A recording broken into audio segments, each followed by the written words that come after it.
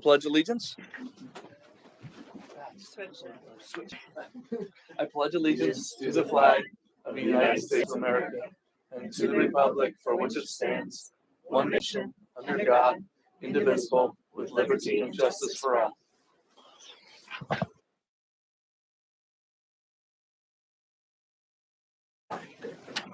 Mr. Hafner? Here. Mr. Longfellow? Here. Mrs. Hughes? Here. Mr. Reitauer? Here.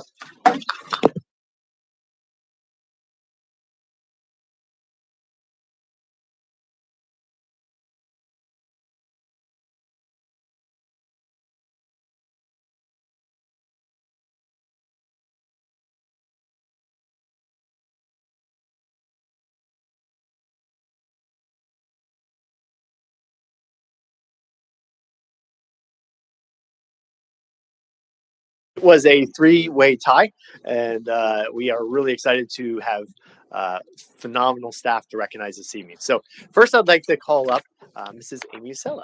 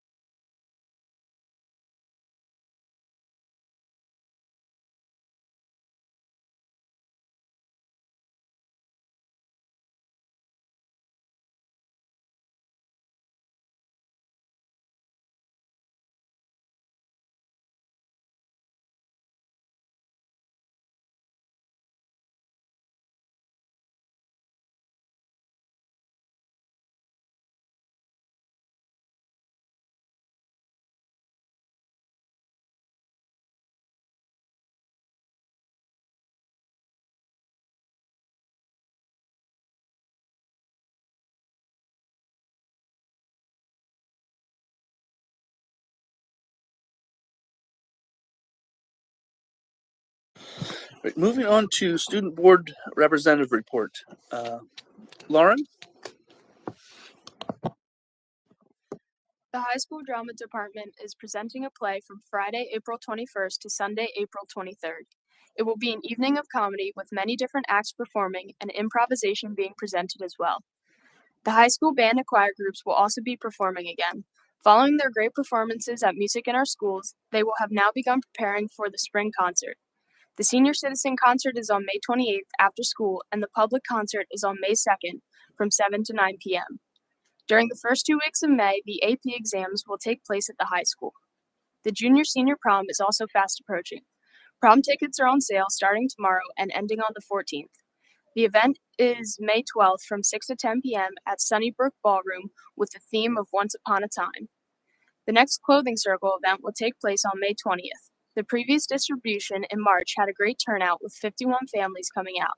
The next one will be from 10 a.m. to 12 p.m. in the high school cafeteria.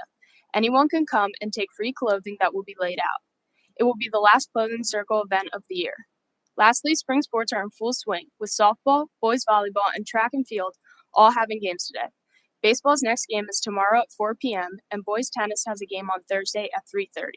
Moving on to the elementary school. On Friday, April 14th, the elementary school will host Teddy Bear Day. Local pre-K and daycare centers have been invited to join the kindergartners for teddy bear activities and snacks in the cafeteria as a transition opportunity for those coming to kindergarten next year.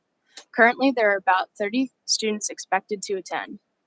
On the 25th, the third graders will begin PSSAs. Students will participate in a fun PSSA pep rally that will have minute-to-win-it type activities that will reinforce test-taking strategies. Finally, on Friday, April 28th, first grade students will visit the Reading Museum for their field trip, and on Friday, May 5th, kindergarten will visit the Imagination Station for their field trip. Thank you. Jenna? In the intermediate school, tomorrow, April 12th, the fourth grade will be going on a field trip to the Berks Nature Center. On April 13th, fifth grade will also be going on a field trip to the Berks Nature Center. On April 21st, the PTC will be sponsoring the Glow Dance at the elementary school from 6 to 8 p.m. On April 28th, Brandywine Heights will participate in Bring Your Child to Work Day. In the middle school, on April 14th, 7th grade will be going on a field trip to the Berks Nature Center. And on April 28th, 6th grade will also be going on a field trip to the Berks Nature Center. In both schools, from April 25th to the 27th, students will be taking the ELA portion of the PSSA. The April Spirit Week runs from Monday, April 17th to Friday, the 21st. On Monday is Baseball Day. Tuesday is Hawaiian Day. Wednesday is Crocs Day. Thursday is Green Day for Earth Day. Friday is Blue Day for Ocean Day. Finally, both the IS and MS will have an early dismissal on April 21st. Thank you.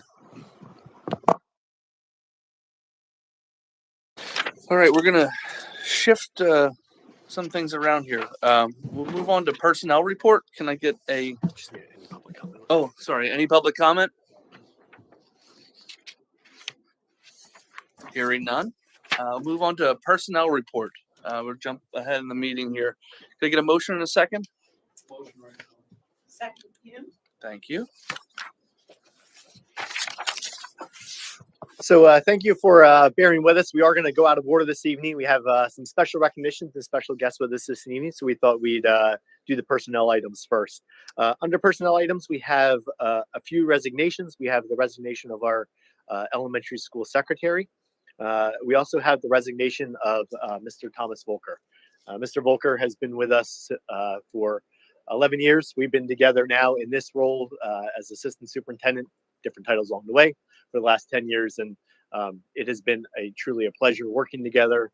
He is such an incredible leader, such an incredible person, and it will absolutely be a loss to the school district for the things that he's been able to do. When you think about the transition that has happened over that time, whether it's strategic planning or it's our technology or it's rebranding and a host of other things that we've been able to accomplish, Tobin's has been behind a lot of those things.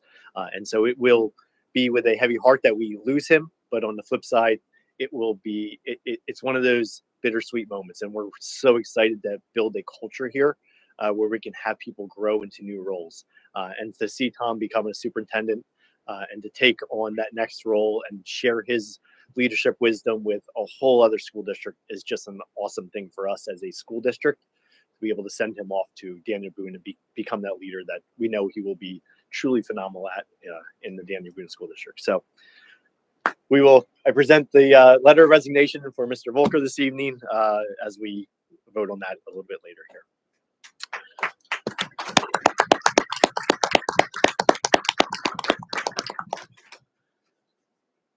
As I tailed off with that part of it, I mentioned it's an awesome opportunity for us to be able to see Tom grow and be able to take on the opportunities to become a different person, become a different leader here. And likewise, this evening, we also have a chance to elevate 2 more individuals in our school district. And so tonight, we're going to be able to, I propose and recommend to the board that we take Miss Carly Werman, who is currently in an instructional curriculum role, and then elevate her. And we're going to have her take on technology. And so she'll be doing curriculum, she'll be doing instruction, and she's also going to be doing technology. And it is an awesome opportunity for her to grow here. She absolutely has the capabilities to do that. It's been so neat seeing her grow in this school district, starting as an assistant principal, moving into her love of curriculum, and now taking on the curriculum challenge, which she has already did a deep head dive into already, and learning how to know all things about technology. And she's already actually dabbled her feet into that long before this was even in the works. So she'll be a phenomenal asset to the school district and see her thrive in her new position. Likewise, it is an awesome opportunity this evening to see to recommend Mr. Robert Farina move into the assistant superintendent role. Mr. Farina has been with the district for several years now, came in as a middle school principal. Anyone that knows Mr. Farina knows the talent that he has, knows the care and compassion and dedication he has to this school district. Seeing him grow into the curriculum role now and take on a little bit more of a broader position and overseeing the district has been truly a great growing experience, and neat for us to be able to see him fit into that and kind of feel his way out and just completely thrive in that capacity as well. I'm really excited to be able to be working with him in this now assistant to the superintendent role, and likewise grow together as he takes on that position and becomes a key leader in this school district as we move forward together as a school board and as an administrative team. So those are the 2 major recommendations and shifts that I'd like to present to the board this evening. There are a few other items that are on here. There's the co-curricular appointments. There's a few athletic changes that have been adjusted here based off of some last minute moves that happened with coaching positions. Those are recommended this evening. And then the final one is to approve a maternity leave of absence for an employee from August 15th until December 21st. Those are the personnel items. Awesome. Any questions, discussions, comments? Hearing none, can I get a roll call, please? Mrs. Eisenberg? Yes. Mr. Hafner? Mr. Hohenfeld? Yes. Mrs. Hume? Yes. Mr. Reitnauer? Yes. Mr. Stevens? Yes. Mr. Wagner? Yes. 7 yeas, motion passes. Congratulations.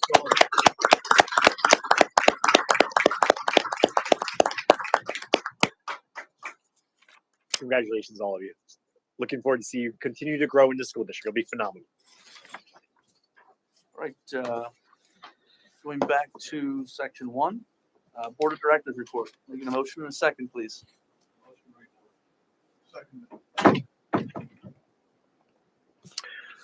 All right, so we have a couple items under Board of Directors report this evening. We have some board policies that are up for second reading. There's student debt, public relations, publications of programs, and then public attendance in school. I presented those at the last meeting. There were really no significant changes, but I just wanted to make sure that there was nothing before any adjustments had to be made for this evening. Okay. There are 4 new policies for first reading this evening. There's a Citizens Advisory Committee. Really no changes there. There's a public complaints policy. that public complaints policy is a little unique. It actually incorporates a lot of things that are tied to federal programs and federal programs requirements. So those are connected to that, and some updated language had to be made for that. There's also a visitors policy that we made some tweaks to based off of some recommendations from PSBA, based off of some practice that we felt was the most prudent pieces that were in there. And so no significant items that are in there, but just some changes of procedures that are in there in the policy section. And then relations and with parents and guardians, that really had no substantive changes to those policies. Any questions on those four? Is the student debt, is that the one when they're starting to pay for lunch, we can't go and reach Yes, there is a set process in there for that one. Yeah.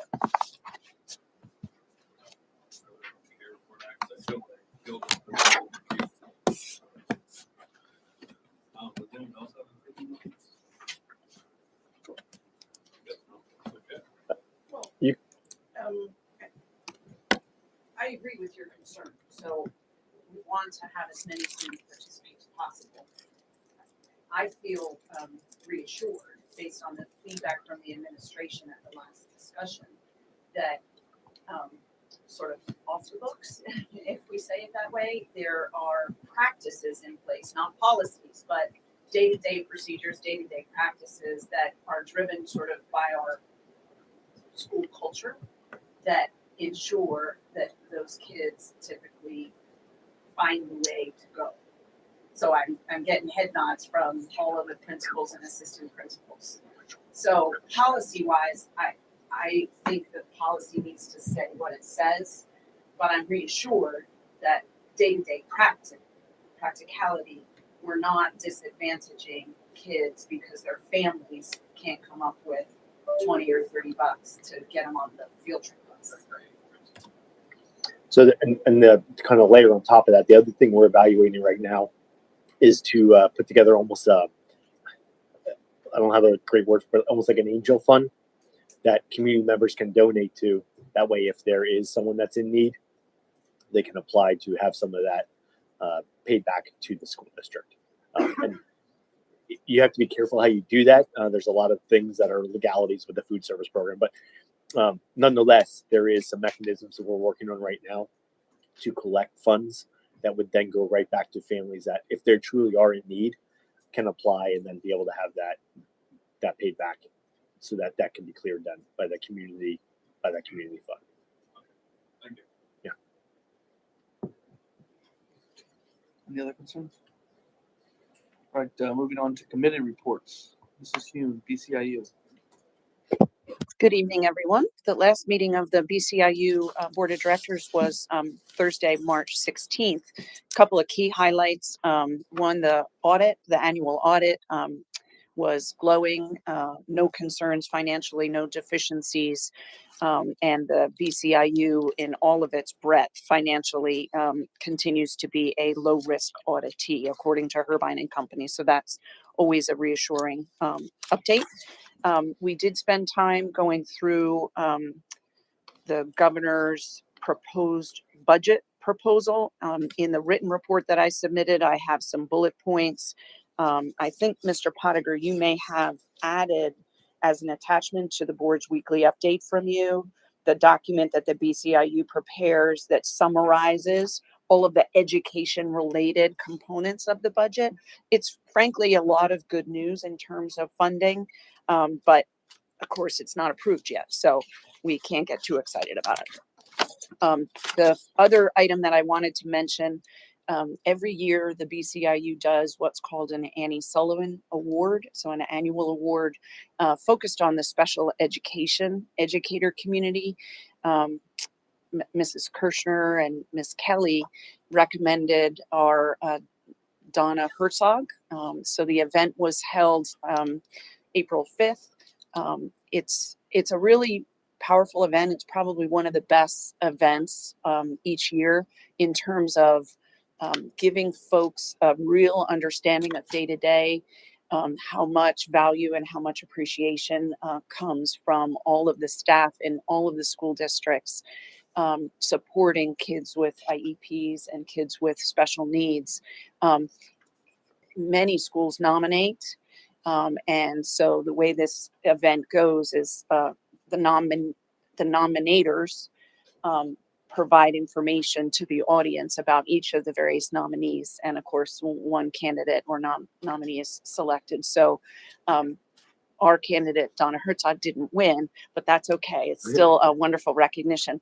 Interestingly, who did win was Mrs. Berger. I believe it's Danielle Berger, if I'm not mistaken, from Kutztown. Yeah, Danielle Berger from Kutztown, who has relatives in our district. And so she's a face at Brandywine that some of us would recognize, even though she's employed at Kutztown.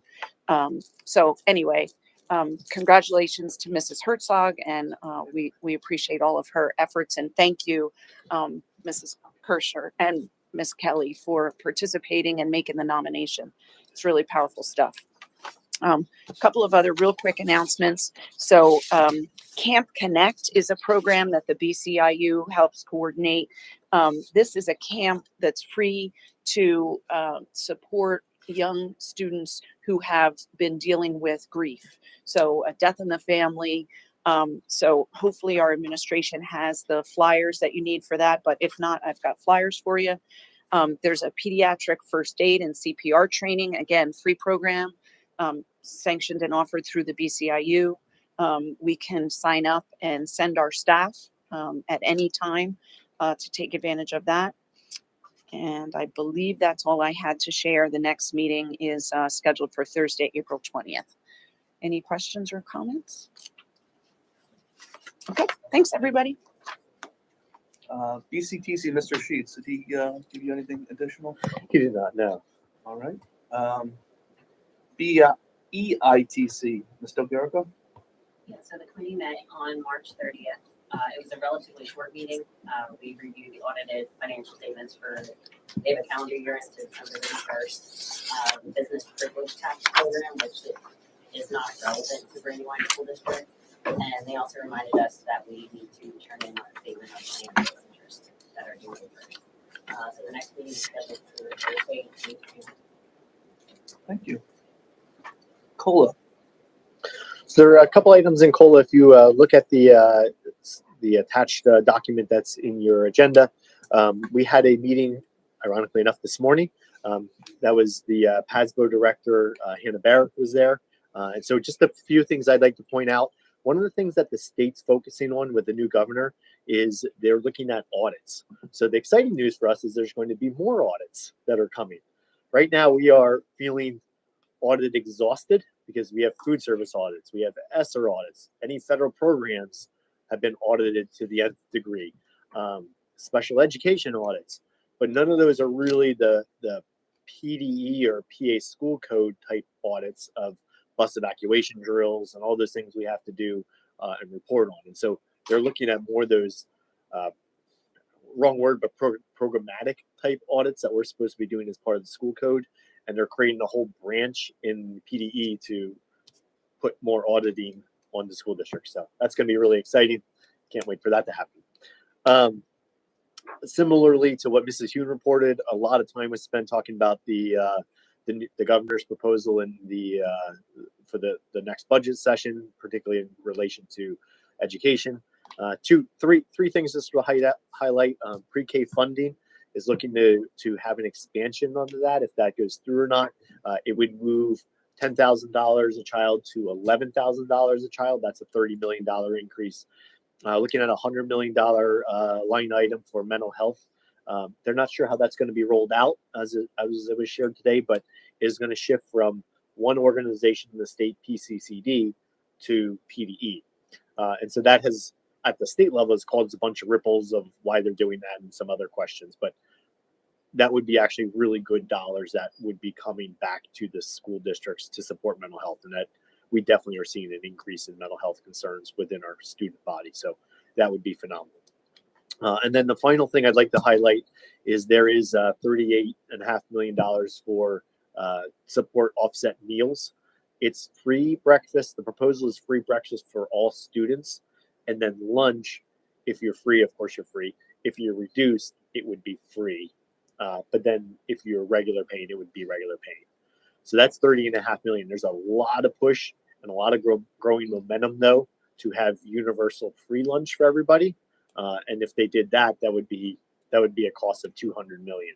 And so that's the big difference between the 38 million for free breakfast and partial free lunch versus the 2 million for free breakfast and then universal free lunch for everybody.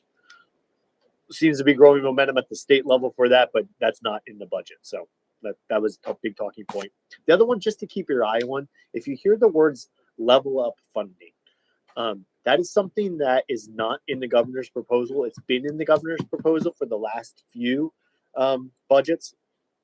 The idea behind that is they take the poorer districts and dump a lot of money into those poor districts. It's only 100 to 200 school districts, so it's not equally spent. It's not equally distributed. If that would happen, and there seems to be some growing momentum to go back to that, it would take out of the pool of money that is established for all school districts and take, let's just, whatever the amount is, 500 million or whatever they take out of it, to go to those 100 specific school districts. And so the rest of us would lose out on what our allocation is. So if you hear level up funding, just pay attention to that, because that will negatively impact us as a small district. We're not rural enough. We're not poor enough. We just don't have we're too rich. We just don't have the demographics to be able to pull in when they go through the funding formula, a lot of those ancillary things that would give you, for lack of better, or more points or more money. And so that is definitely something to be mindful of. And then just another side note that was mentioned, and this has nothing to do with really anything there, but they said there was 300 bills a day introduced in the Capitol. I found that number to be astonishing, but yeah. So the idea is that it goes into the different committees, whether it's education committee or whatever, and then they get processed and then pushed out. But I was really flabbergasted to hear that number of 300 bills a day. So I guess you can't say that your legislators aren't working for you. That is the end of the Kohler report from this morning. All right, the floor is still yours for policy committee and strategic planning and goals. Anything? Policy committee, you saw the policies earlier. No other news besides that. Strategic planning, we are working through finalizing the goals for the year, and we'll be able to. Our goal is to be able to come back at the May meeting and present the end of year goals. Some of those might not be completely flushed out because there'll be a month left of school, but we thought we'd try to do that and target the May meeting instead of the middle of June, because we know we'll be doing the end of year evaluations with administrators and with myself, and so we thought it'd be good to get those goals to you ahead of time. Again, there'll be some that maybe aren't completely finalized or finished, and we'll provide that status update through that process. But at the May meeting, we'll do the goals update. All right, since you officially hijacked committee reports, Yep. I'll keep No you negotiations, compensation committee, and then building construction committee. So some updates there. We met with Keystone Construction about 3-4 weeks ago, and that was kind of the final meeting with them. They started when we first met with them with a price of 1.8 to 2.1 million, about that ballpark, and there was a representative that came to several of our meetings. Of course, we switched locations and because of DEP regulations, and went over to the high school. And from that point on, the price just continued to climb. And the final proposal when we were at our last meeting together was 3.4 million. So it went from that 1.8 to escalating to 3.4 with essentially the same services that we had originally sought out the first time. So the committee took a step back, reevaluated where we were, knowing that the district just doesn't have that kind of funds to be able to do a project of that extent. And even to do a bare bones project was out of our cost range. So took a step back, reevaluated. There is a meeting on Friday with the committee, and the committee is going to be looking at partnering with, potentially hearing out an architect. It's a local architect firm that does essentially work nationally, and it might be a good opportunity to partner with a local firm and local community who actually resides in the community to be able to tap into their expertise and partner with us for the school district. So that meeting's on Friday. Some decisions on that point of will we move forward with that or not. We'll kind of come out of that, and we'll proceed from there and come back to the board with some more information. Thank you. Any further questions, discussions? Hearing none, can I get a roll call, please? Mr. Hafner, Yes. Mr. Hohenschel, Yes. Mrs. Hume, Yes. Allen, Yes. Mr. Sturbis,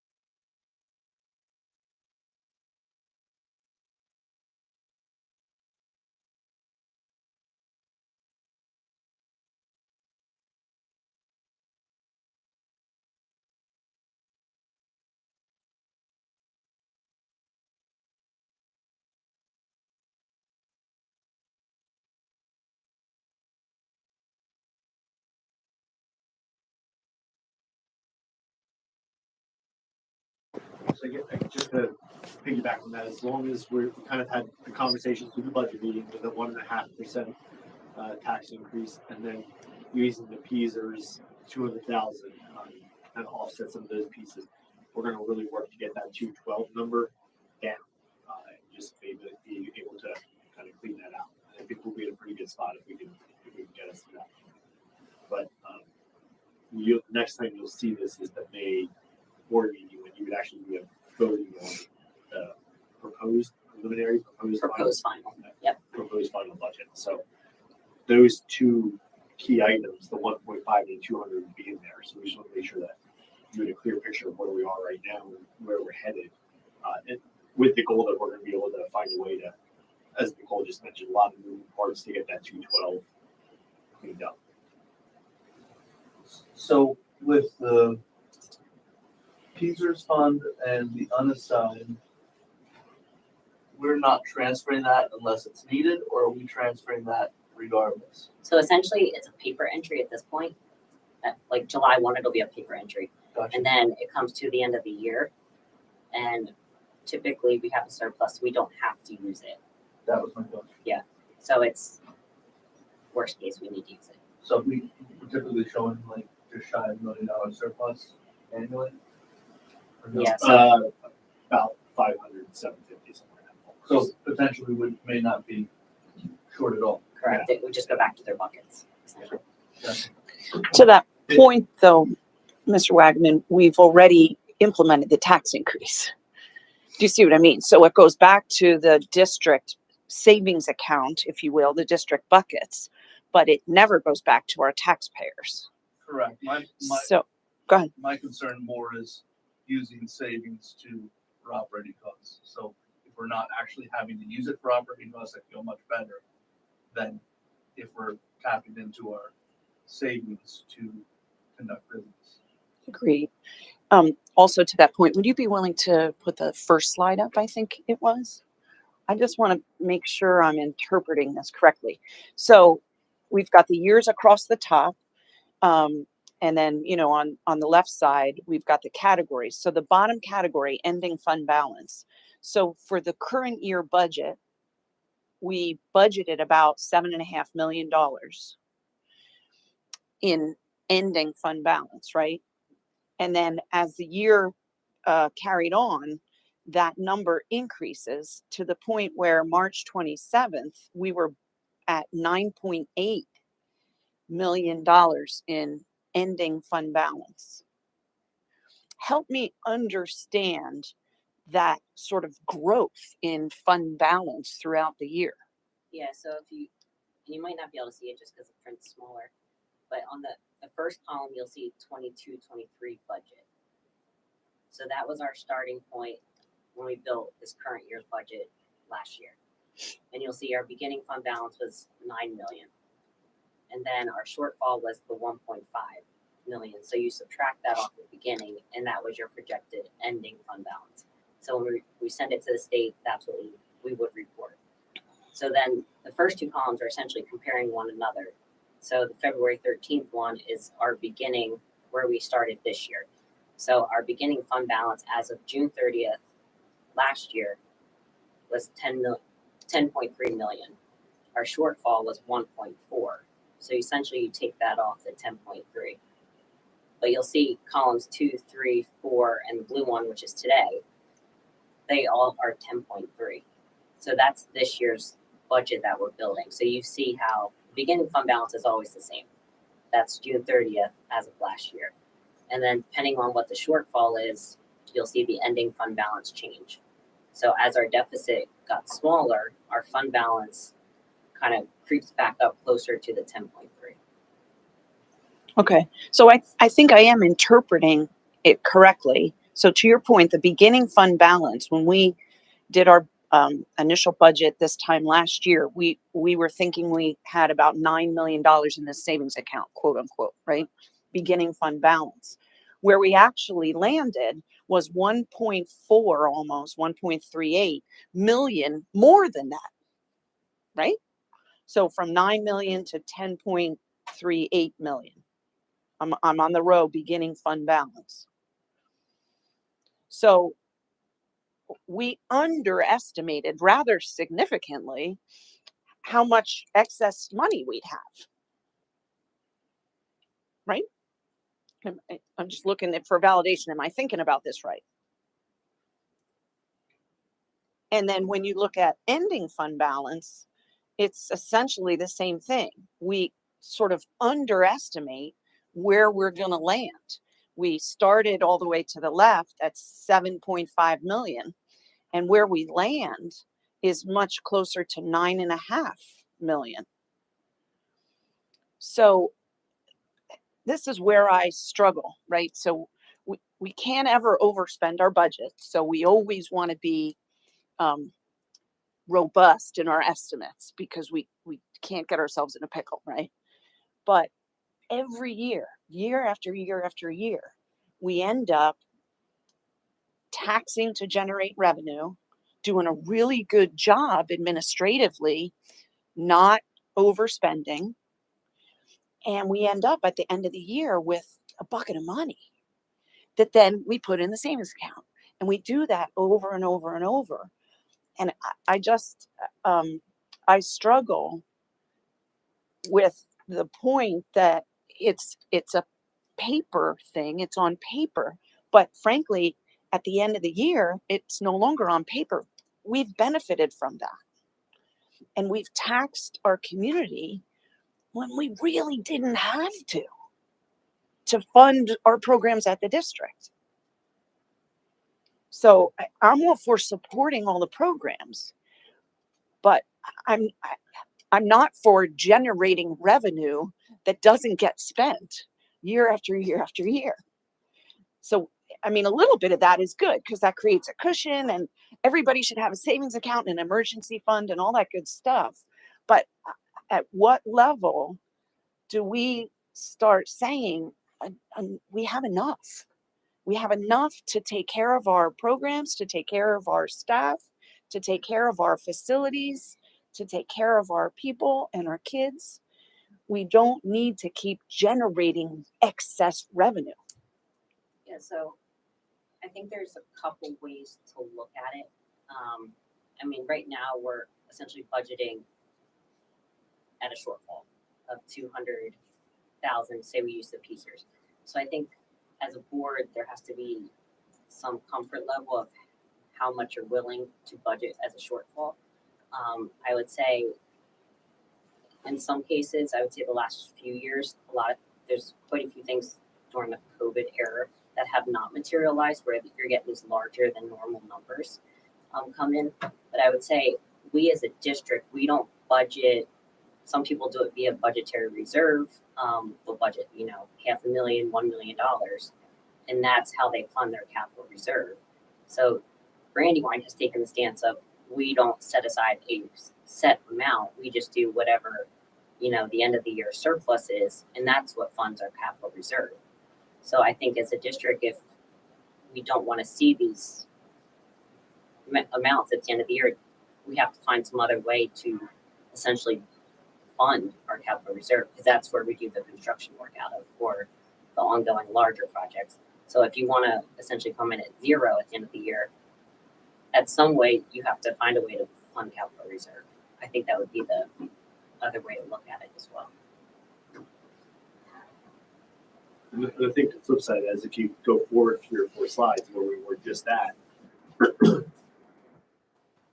this is kind of the yin and yang to that conversation where you have the budget that is developed, which is not, it's the real numbers. We can go through and pick up any line and say, and justify to the penny why that was budgeted that way. There's not like, well, let's add 10% on there. Just a cushion. Like they're true numbers. The staffing is the biggest thing. Nicole has that down to a penny for each and every 300 people that are in this school district. That's the driver of the majority of this when you look at salaries and benefits. And those are the pieces that you develop a budget based off of your known factors and the costs that you have. And it comes out with this, okay, we're still short 412,000. And I get to your point, which you see an increase of last year was, I don't remember what the outcome was, but core fund balance, we had a pretty pretty significant, good year for us that year in terms of funding and the fund balance. But that's kind of the struggle here is where I hear what you're saying. On the flip side, we're looking at this and saying, okay, for this year, what do we do? Because we have still 412,000. And I think, Mike, to your point, that's why I started off in saying, we do the tax increase to 200. I don't want to use this number in the fund balance because I don't want this to have a recurring. We're using savings to pay for salaries or personnel or electric or something like that. I mean, there's pieces that you don't want to use your savings account to pay for ongoing bills. That's my concern about having fund balance pick up the cost. Peasers I'm fine with because there's that account's set up for Peasers. We know it's set up until 2033 when it decides to drop off, and then that starts to wash itself out eventually. So if we didn't do the tax increase, we would be at rough number 721 deficit, Yes. which would run us close to what we're putting away. Yes. Can I get a clarification? Your 297 there from the unassigned useful fund balance. Is that where we're at now? I mean, that 297 was at 512 or something. Yeah. Roughly. I can't remember exactly. We have now reduced that somehow through our budgetary process or what have you. So we're at 412 now, and we're saying we don't want to use the 212 from the unassigned fund balance to get it down to zero. That's what I'm saying. I prefer not to use that 212. So could I ask a question for clarity, please?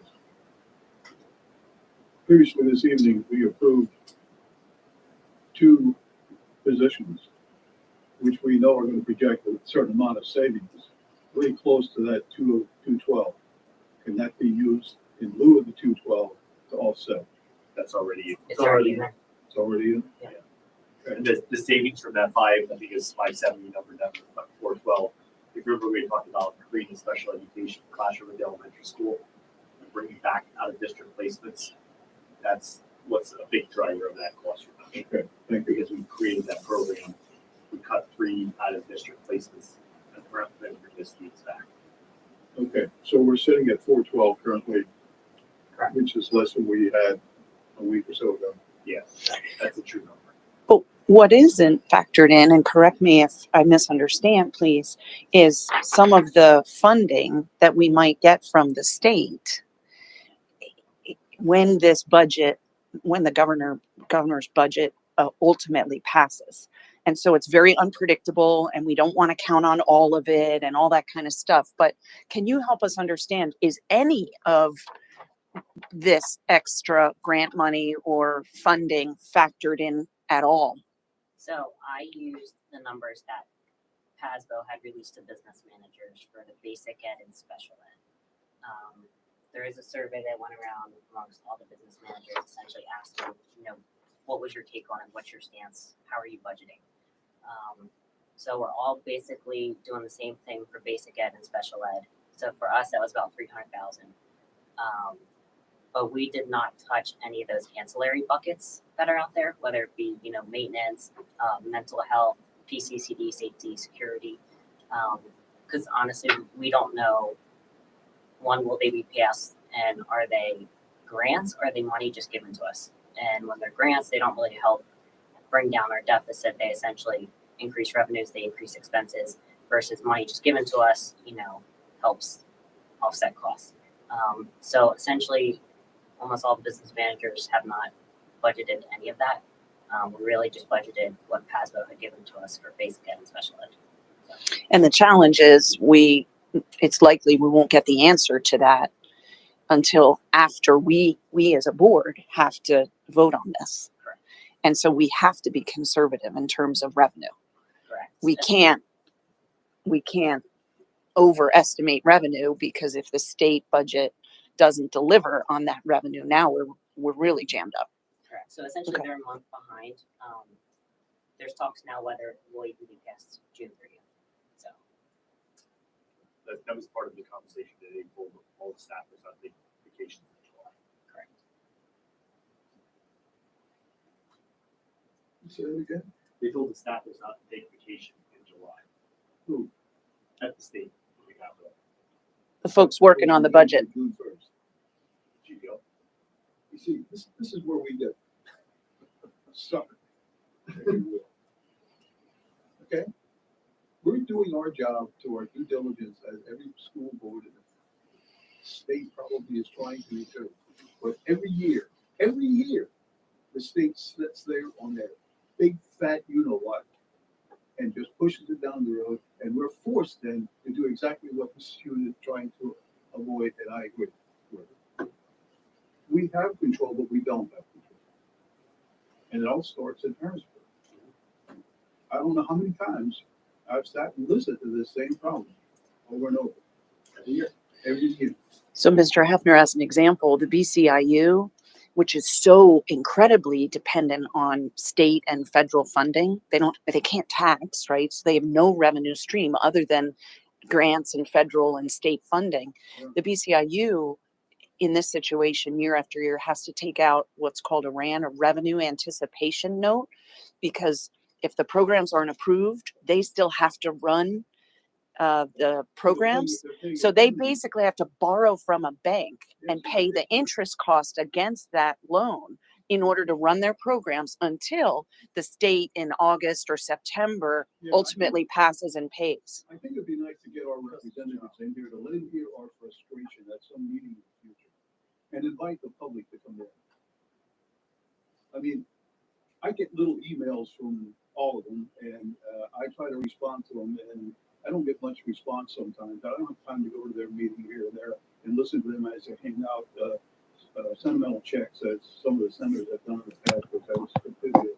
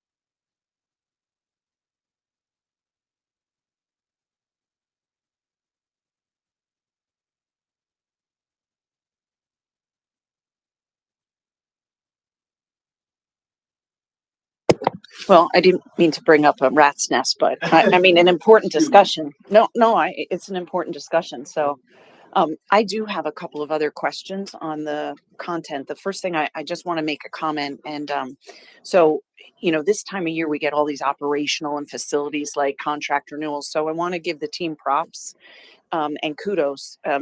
Each increase, $155, $25. I mean, the dollar amount of the increases is really quite minimal. Get in an inflation environment of 7.5% or whatever the number is percent. So Mr. Wetzel in particular negotiating for the trash piece, saving the district $25,000 just because he was willing to make a couple of additional phone calls and move some levers. So fantastic job on the business office and the facilities team. Really appreciate that. It would help me. We had a board practice in the past on these agendas to include in the documentation the amount of those increases. So I appreciate you verbally sharing that. Thank you very much. It's helpful. But I would also ask that we get back to our prior practice of reflecting that information as part of each voting agenda item. And then specifically, I have just a couple of quick questions. The flooring one, which is item H4 and 5. So I click through the various contracts. Nowhere on those contracts does it say what kind of square footage we're covering. It just gives us the value of the contract and yep, they're going to put down carpet or they're going to put down tile. It's hard to know, are we getting a good deal or not? And obviously we trust you guys to negotiate, to the point I just made, to negotiate really well. But when I look at it, for example, it's just really hard to gauge. The concession stand in this building, to me, seems like a much smaller space, square footage wise, than a STEM classroom must be. And yet the cost to redo the floor in the concession stand is way higher than the cost in some of the classrooms. Maybe I'm misinterpreting what I'm reading, but I'm just trying to understand how is that particular project being approached? So unfortunately, Mr. Wetzel is not here. Mhm. But just from speaking with him, I know there was two other vendors that he essentially reached out to for proposals. And Division 9 was the lowest of those. So we went forward with them, and they are a co-starch vendor. I would say with the concession stand, I believe there is a different type of flooring that has to go in there, just because of fire retardant and just the amount of equipment that's on it. But unfortunately, he could probably speak to that better. And I think that was why that cost is slightly higher than the others. And he would have all the square footages. Okay, maybe you work can with get him back just to to follow up and send it our way. The documentation doesn't reflect that it's a different type of flooring. So at minimum, to me, when we sign a contract, I would think we would want to specify they're going to give us this product for this reason and this amount of it. So like scope is sort of missing on that particular company's contracts. But if you guys have vetted it, then your job is to make sure that all the I's are dotted and T's are crossed. So the number 9 item is a software package, web-based solution. When I first read it, it sounded like it was new to me, but you indicated that it was just $155 increase year over year. So clearly it's not a new software package. This is the existing software package that we manage all these facilities requests with, correct? Correct. I think it's Okay. about 3 to 4 years old at this point. Okay. All right. Thank you. Those were the 2 questions I had on the list. Appreciate it. Just as a side note, Mr. Wetzel is on county leave tonight because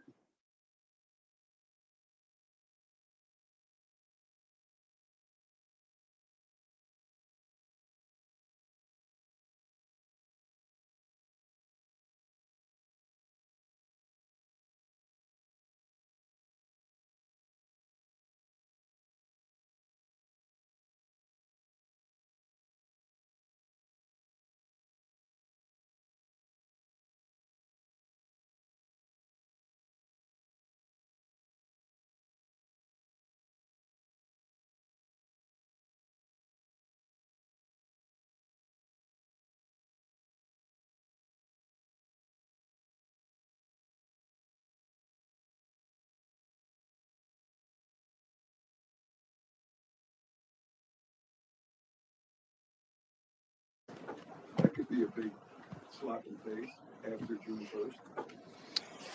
Well, this is another example of a contract. When I read it, again, I'm not a lawyer, but when I read it, it says there's a factor that says if fuel prices get so high, then we get dinged. We'll have to pay X dollars more per day. But there's nothing in there that specifies what benchmark are we using to track fuel. And are we going to check it daily? Are we going to check it monthly? Like how do you measure whether it's moved enough to trigger these price increases? So again, not a lawyer, not a contract expert, but as a layperson, I read that and I go, that's wide open for interpretation. And I can imagine that in a really strongly rising fuel price environment, if we start getting dinged, we have no legs to fight back. They can say, oh yeah, fuel rose. Well, how about we say, like, it would be like getting a variable rate bank loan with no information about how the interest rate is determined and when it changes. I mean, this is basically, we're signing up for a variable rate fuel assessment in a certain crazy rate environment, but with no terms and conditions around it. So I don't know. If anything concerns me, that concerns me. The day-to-day process of what's going on in the world today, and especially the energy sector, Saudi Arabia.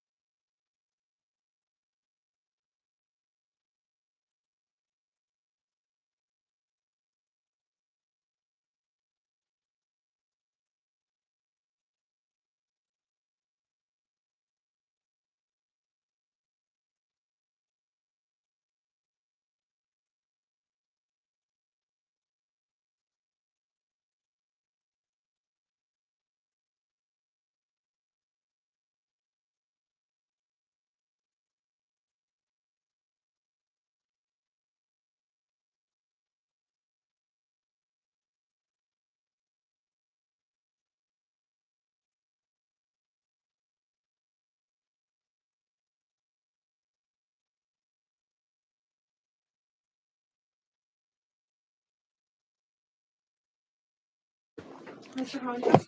Yes. Mrs. Hume, Yes. Ray Allen, Yes.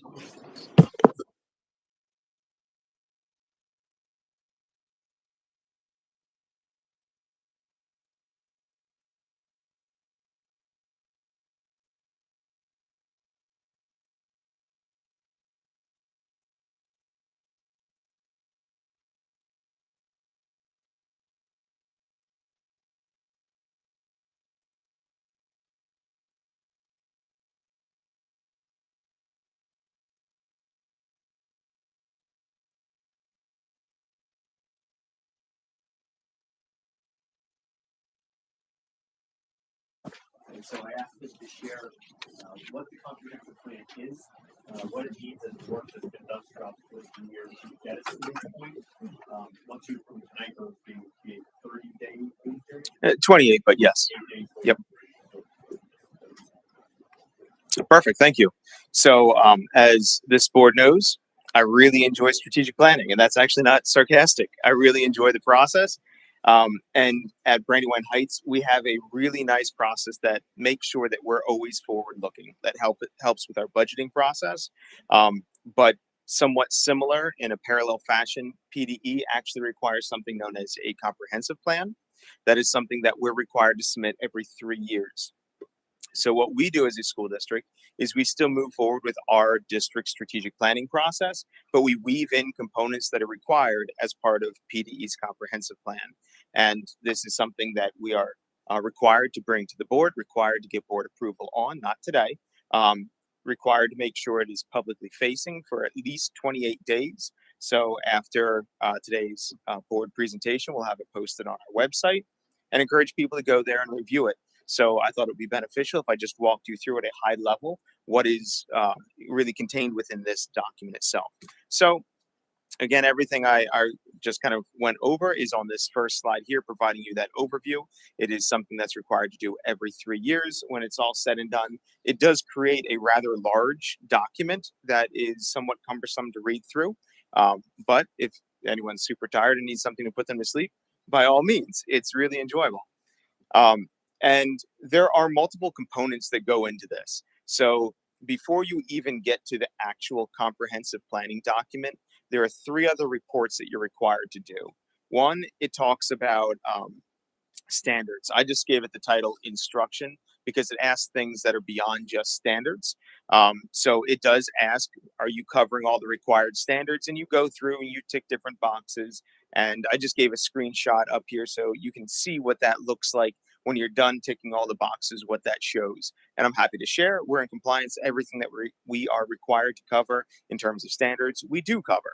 And then when it goes into curriculum, do you have appropriate curriculum written for all the required courses? Yes, we do.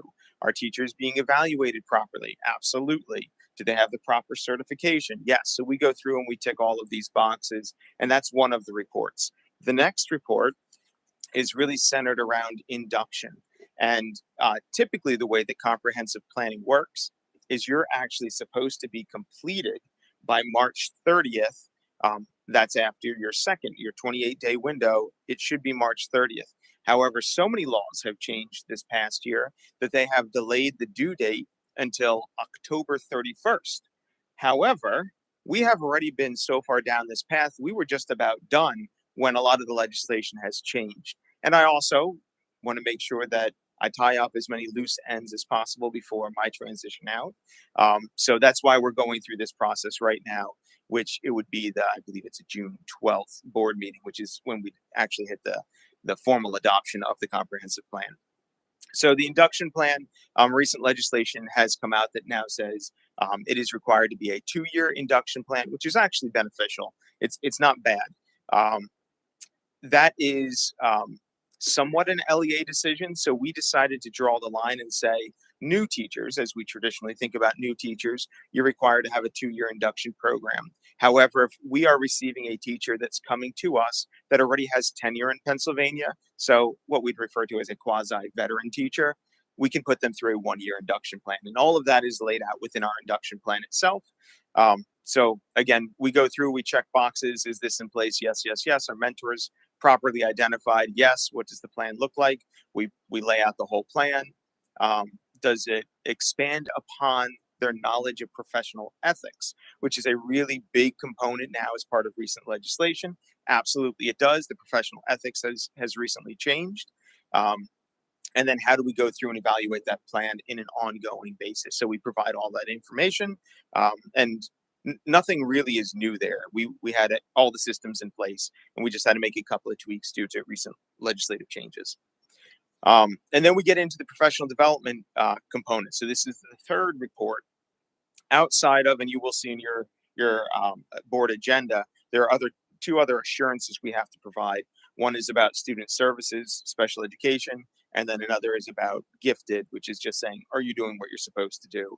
And Mrs. Kircher goes through and she itemizes everything that we are required to do. We check all the yes boxes. There's nothing significant to go over for that. But professional development, there are a number of things that are required for us to provide in terms of professional development in an ongoing basis, basically starting next year moving forward. Some of those things, you might hear these terms about culturally relevant and sustaining education programs. If you hear about those things, it's not because this is Brandywine Heights' idea. It is because this is something that we are required to provide. Structured literacy program. Again, you're going to hear about these things because it is required for all schools within Pennsylvania to do. We've actually partnered with Kutztown University and surrounding school districts to kind of draw out what does a quality structured literacy program look like. What we have established in school is great, but this is more mapping out the bigger picture. It's good work that's going on. But again, that's going to be part of work that we do moving forward. Do we align our needs based on assessment observation data? Of course we do. We're very data driven, but we go through and we check all those boxes. Will the plans be reviewed annually? If so, by whom? All of that stuff. We're able to just go in and identify. We have a professional development committee, all of those fun things. Did you have a question? Yes. Yep. Yes. Could you give me an example or explanation of what culturally relevant sustaining education program would include? What topics? So admittedly, the Pennsylvania Department of Education comes out with rules and regulations before they come out with the details. So we are still waiting on some of those specifics from PDE. As soon as we do have those specifics, we'll be happy to share those with you. But more or less, it's talking about equity and equity in the terms of making sure that students have equal opportunities or equitable opportunities, I should say. So students that, and again, this is actually one of the really nice things about a public school. And Brandywine Heights sees this a fair amount. We do have a pretty large divide between the haves and the have-nots. So when we talk about hotspots, that's a great thing that we do for students that don't have internet access otherwise. And that digital divide is a very real thing. So really that's some of the things that it's talking about there. I do know that that's a bit of a sensitive subject. So as we have more information from PDE, we'll be happy to share that information with you. Okay. Yeah, Mr. Farina will have a blast. Yeah, so further guidance will be coming out from the Pennsylvania Department of Education. In preparation for the representative that comes into the board and we'll see how they reflect. Yep. Yeah. Okay. Thank you. Yep, you're welcome.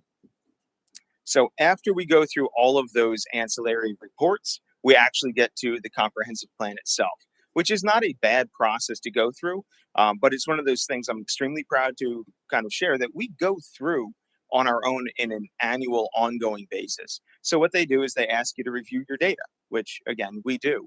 Specifically, we were looking at academic, behavioral, and special education data. And after going through all of that information, there are a couple of things that stood out.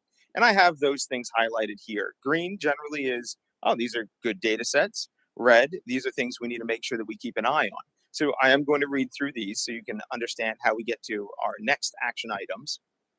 But our third grade ELA and math PSSA data was the highest in the county. That was something that stood out. Our seventh grade PSSA data historically stands out as very strong. Sixth and eighth grade, they continually seem to, and we're talking about all subject matters, they continually struggle a little bit. when we take a look at proficiency gaps, so students that are beyond or not where they're supposed to be, it's not good enough anymore for them just to make 1 year's worth of growth, because if they make 1 year's worth of growth and they're still behind, they're not closing the gap, they're staying behind. Students taking the algebra exam, the algebra keystone exam, they are not meeting our growth standard. Students taking the biology keystone exam are exceeding the growth standard. Students are consistently reaching that career standards benchmark, which those are the new CEW standards, making sure we're talking about future employment opportunities, really all the way down to elementary school. So there's certain boxes we have to check there, make sure that students are getting access to that information. And then we have many, relative to our size, we have many dual enrollment opportunities for our students. That's something that I think we can celebrate as a district. And then we have students receiving special education services are unproportionately suspended. So when you take a look at their suspension rate, it's higher than it really should be. And then when you take a look at students identified as economically disadvantaged, that's what ED stands for, they consistently perform about 10% lower on standardized assessments than the quote unquote regular population. So those are items that stood out. So when you take a look, and you can kind of just see, I'm just going to toggle back and forth between the two. I took a look at what are all of those data sets that we have, and what are the largest priority items that we have. So in taking a look at that, we saw that students that have a proficiency gap, so students that are behind where they're supposed to be, they're not making enough gains. And again, if you think back to what has been presented as the #1 biggest game changer this year, it's been talking about that multi-tiered system of support.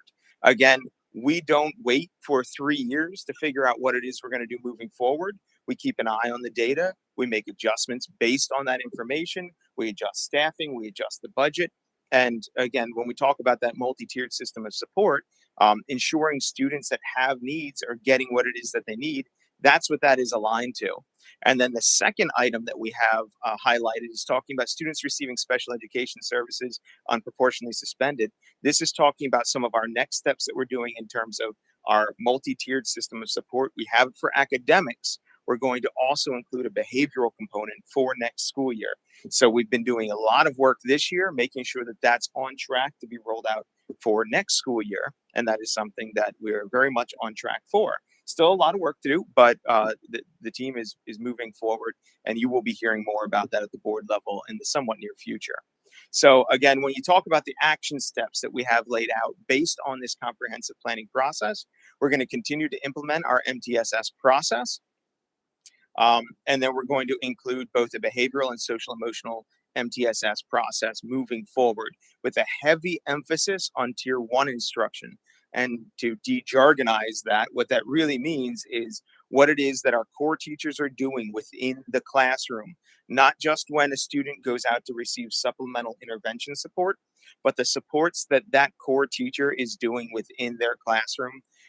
That's where we're going to continue to focus our efforts for 2 reasons. One, that is where students should be receiving. About 80% of our students should be able to be successful without having to receive any other additional supplemental intervention services. And 2 is really Tier 2 and Tier 3 are indicators of the health of our Tier 1 service. So if we have quality and robust Tier 1 service, we're not going to need as much Tier 2 and Tier 3. And we do know the way that we're paying for a lot of our Tier 2 and 3 intervention services is through ESSER dollars. And we know that those ESSER dollars are drying up at the end of next school year. So all of those reasons support why we need to continue to focus on that Tier 1 instruction. So those are the components that have come out of the comprehensive plan. As you can hopefully hear, it is directly aligned with the work that we've been doing in terms of our strategic planning process, but there are different forms that we have to complete as part of the comprehensive planning process required by PDE. Questions, comments, concerns?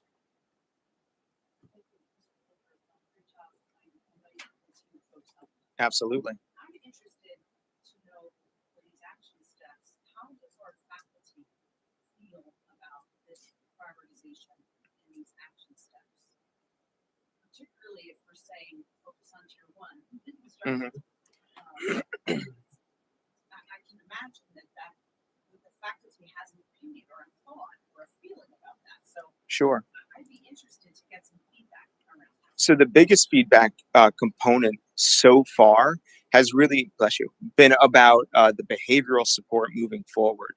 So I think across the district, everybody's recognizing that our students need something a little different, maybe not more or less, just something a little different than what it is that we're currently doing, to try to make sure that some behavioral concerns are addressed in a more supportive manner so we can maximize that instructional time. So, based on all the feedback I've been receiving so far, when we talk about what we're planning on doing moving forward, that's been the number one feedback piece. Is the amount that surprised me was the amount of support that's in place for uh, focused professional development on the behavioral side of the house. How severe is it? So I think everything's relative, right? So I don't want to stand up here and say we don't have behavioral concerns. I also don't want to stand up here and make it sound like the sky is falling. We have students that have some very specific needs. And I think the way that we support our students is good, but we're not just looking to be good. You know, there are some students that need a little bit more than we're currently able to provide for them. But by shifting some of our approaches, I think we're going to be able to support those students a little bit better.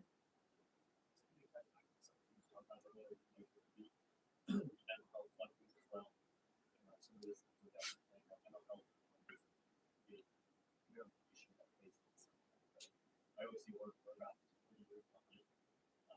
It isn't changing student demographics. Mhm. So I'm sure that's what those different challenges, those behavioral issues, but we still have to be able to really student body.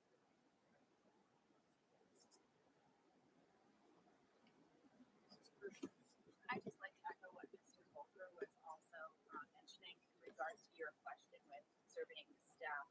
So I worked with a group of peers from the district. So we have our psychologists, our behavioral support teachers, myself, our intervention teachers, most recently in the last 3 months, to really look at this behavioral side of the MTSS model. So we are looking at rolling out a survey, which we're going to be sharing with our admin team tomorrow, and then looking to propose that to the board next month for staff to gather that input even further to help develop some professional development moving forward into next year. So we'll have a better pulse on like where that specifically is at more in May for you.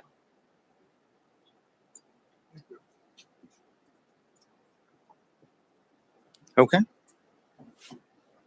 Thank you.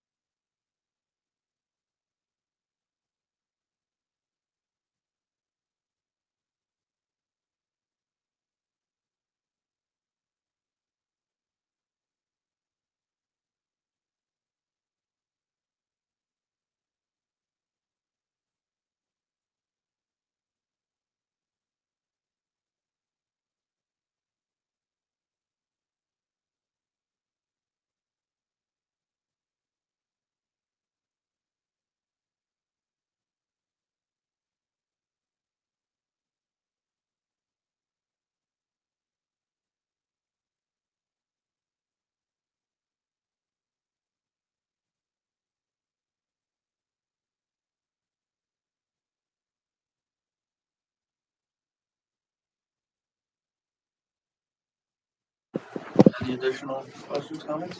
I have a question on the enrollment report, if that's okay. There was a information shared, I think, fairly recently at a forum like this around our number of homeschooled students. Would you be willing to share that again, just to make sure that's sort of the framework for my next question? If I remember right, I think it was 113 students. So it's It's over 100. yeah, it's not insignificant number of students That's correct. who are being homeschooled in our district. So as I thought about that, I started wondering how we reflect that on our enrollment report.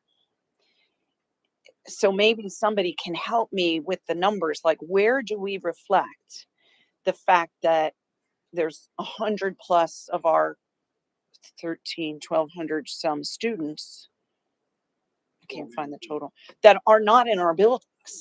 We reflect very clearly and have for a really long time, Mrs. Honich's world in the virtual academy. And we track those students and we track those numbers and we pay attention to that group of kids that's not in a traditional classroom. But if we've got 100 of our 1,200 kids that aren't in our buildings at all, like, I don't want to say ever, because I'm sure they come for sports and music and stuff like that. But where's that reflected in our numbers? It's not, because they're not enrolled. They're not students of ours. Like they're not in the books at all. They're not a Brandywine student. So they don't get a Brandywine diploma? My understanding was that a homeschooled student, if they follow a certain protocol and you guys approve that protocol, that curriculum, they get a graduation certificate, a diploma. Remember when we created the virtual academy, that was one of the selling points or the best points was that they would get a Brandywine diploma. But a homeschool is basically like a private school, separate entity, nothing from us. So these students don't get a diploma. Where do they get a diploma from? I would imagine it would lead to a GED. They can apply to the Pennsylvania Department of Education to get a diploma through the state. Okay. So they're living and working, and the families are living and working in our community. But for whatever series of reasons, they choose not to entrust the education of their children to this district. And that number is growing compared to the past. Is that correct? It grew after COVID, and it's kind of normalized. Okay. COVID is the trigger for that. Okay. So the trigger for the growth. There's always been a pool of folks. Yes. Right. Okay. So is anybody else intrigued by that? Like, I feel like I want to track that. I want to know more about why are these families not using free public education? Because it's not free. They're paying for it. The homeschoolers, the parents of the homeschoolers, if they own property, are not getting a free education. They're paying their property taxes and that benefits. They come to get Precisely my point, Mr. Hefner. So they're paying property tax if they own property in the district and aren't renters. They're paying property tax to fund this, our district, and they're not taking advantage of it. So it makes me wonder, what is the bias there? And I'm sure it's diverse reasons, probably all sorts of reasons, but I imagine that there's a pattern that might be intriguing for us as a board to try and better understand. I wish I had a great answer for you. I know there are families that do a phenomenal job with homeschool education, and then some of those students are involved in the school life because they can participate in the school life, like sports teams or extracurriculars. The rules and regulations associated with homeschooling have really swung in the way of homeschool families. Before, they would have to provide a curriculum proposal to the school district, and we had the right to say, yes, this is one level with a third grade education or whatever it might be. And then at the end of the school year, they had to have basically a third party educator validate that, and then had to provide a portfolio of other evidence of how they met those standards. That's what I was remembering. Yeah. That is no longer the case. All they have to do is give us what their set standards are at the beginning of the school year, and we do not get to see the outcome of did they meet those benchmarks or not. essentially Mr. Walker is the one who deals with that primarily, but there's really not much teeth left in the validation of an education from a homeschool family by the school district anymore. Was that a regulatory change, like a legal change? Law, yeah, legislative push. It just strikes me as rather intriguing. It's almost the opposite of the whole mandates piece, right? Pennsylvania Department of Education is mandating, that booklet we passed around the other month at this meeting. What legislation would have passed and why, and driven by sort of what philosophy that goes counter to that? To say, yeah, empower folks to do whatever they want, which is fine. But clearly there's a trend that I, as a board member for the past 12 years, wasn't aware of. And so just like a big cyber chart or vouchers, and that's kind of the next in between of that. There's still a big voucher push right now at the state level, but there's a big homeschool trend and movement that has political weight to it. Yeah. And has gotten that. I mean, I've always been aware of like very high caliber athletes, right? Because the school schedule doesn't allow them to train in the morning and train in the evening and live out of state to get access to the best coaches in the country and all that kind of stuff. I've always been aware of a group of homeschool folks who the curriculum here doesn't go fast enough because they have highly gifted students. So I mean, there's other pockets that I'm aware of that seem to be inclined to want to homeschool. Fine. But I thought the number was closer to the number of like 10 or 12 or 15 or maybe even 20 kids. To hear that it's well over 100 kids when our district only educates 1,200 kids, I don't know. To me, it's intriguing. It's worth keeping an eye on. Absolutely is. Yeah. Couldn't agree more with your sentiments of keeping an eye on it, trying to figure out why. Like that's absolutely on our radar. Has anybody asked them? No. Maybe that's a story. Yeah. We could just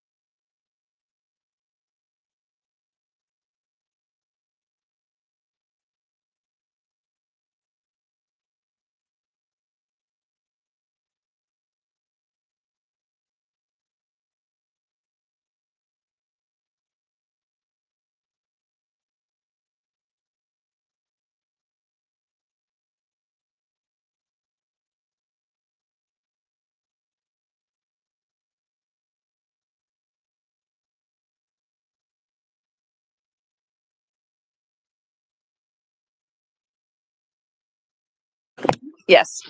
Mr. Reinhardt, Yes. Mr. Toots,